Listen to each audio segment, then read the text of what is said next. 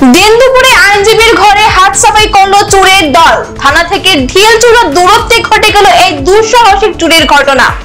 ধারাবাহিকভাবে শহর এলাকা জুড়ে চুরির ঘটনায় কৈলাসহর থানায় পুলিশের ভূমিকা নিয়ে বড়সড় প্রশ্ন উঠতে শুরু করেছে। গোটা শহর এলাকায় তীব্র আতঙ্ক বিরাজ করছে।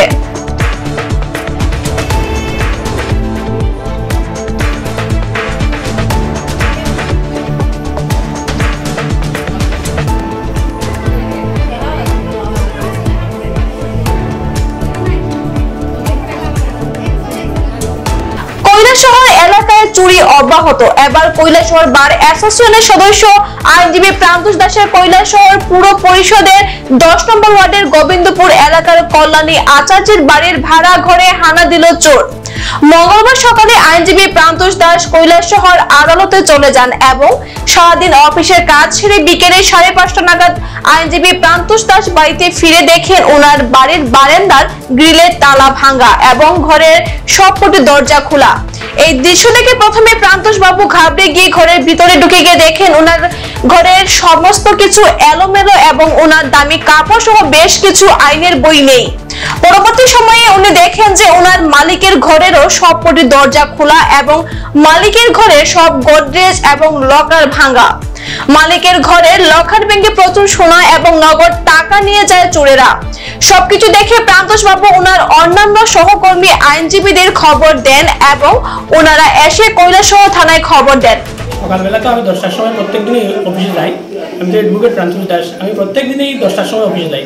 অফিস থেকে আইসি আজকে 5টা বাজে, পুরো 5টা বাজে যখন আইসি যখন গেটটা খুলছি, খোলার পরে ঢোকার পরে দেখি এখানের মধ্যে আমার সব বিল এবং প্লাস আমার যে রুমে ভাড়া থাকি ওই রুমের তালা ভাঙা। তো তালা ভাঙা ঢোকার পরে ঘরের ভিতরে যখন ঢুকছি, ঢোকার পরে দেখি যে সব কিছু মানে একদম এলোমেলো, কোনো কিছু ঠিক নাই। আমার পাশের ঘর মালিকের, তো মালিকের ঘরের যে গোদরেজ আছে লকার ভাঙছে, প্লাস লকার ভেঙে তো তাদের অনেক গোল্ড লোন নিছে, ক্যাশ টাকাও নিয়ে গেছে।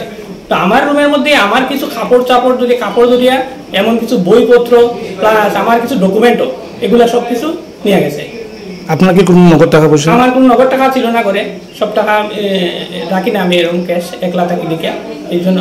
আর এমন কিছু আর তো কিছু নিছে না, মোটামুটি আমার কাপড় টাপড় মেলে আনেলেও তো 25-30 হাজার টাকার জিনিস নিয়ে গেছে আমার। আপনি এই বাড়িতে কতদিন ধরে থাকেন? আজকে এই বাড়িতে থাকি আমি 4 থেকে 5 বছর হইব। বাড়ির মালিকের নাম? বাড়ির মালিকের নাম কল্যাণী আচার্য। বাড়ির মালিক কি ছিল বাড়িতে আজকে? না, তারা তো বেঙ্গালুরু থাকে। আশ্চর্যের ঘটনা হলো যে বাড়িতে চুরি হয়েছে সেই বাড়ি থেকে কৈলাসহর থানার দূরত্ব বেশি হলে 1 কিলোমিটার হবে। খবর পাওয়ার পর পুলিশ এই 1 কিলোমিটার দূরে গাড়ি দিয়ে যেতে প্রায় 1 ঘন্টারও বেশি সময় লাগিয়ে দেয়।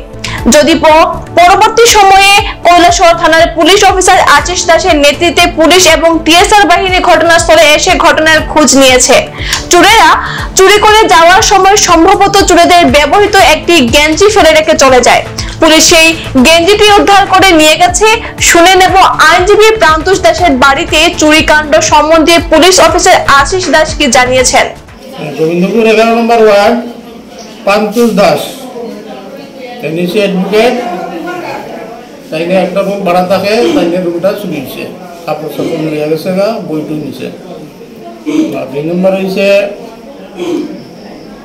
এখানে বাড়ির খুদ মালিক শ্রীমতী কল্যাণী আচার্য, তাইনের আরও 4টা রুম, এটি গোল্ডেন, তারপরে আপনার সুকেস যেটি ভাঙছে এবং অল্প স্বর্ণ নিছে এবং ক্যাশ পেয়ে গেছে প্রায় 20,000 টাকা। কোন সময় চুরি হয়েছে এটা? তো তারা 10টার থেকে 5টার সময় গেছে এরকম বাংলা, সঠিক তো কম দিতেছে। দিনের বেলাতে চুরি ছিল? এটা তো দিনের বেলা হয়েছে।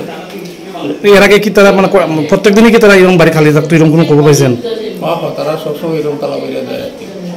গোবিন্দপুর এলাকায় বাড়ি করে এখন বিদায় নিচ্ছি। পরবর্তী অন্যান্য সংবাদ পেতে আমাদের সাথে থাকুন। ধন্যবাদ।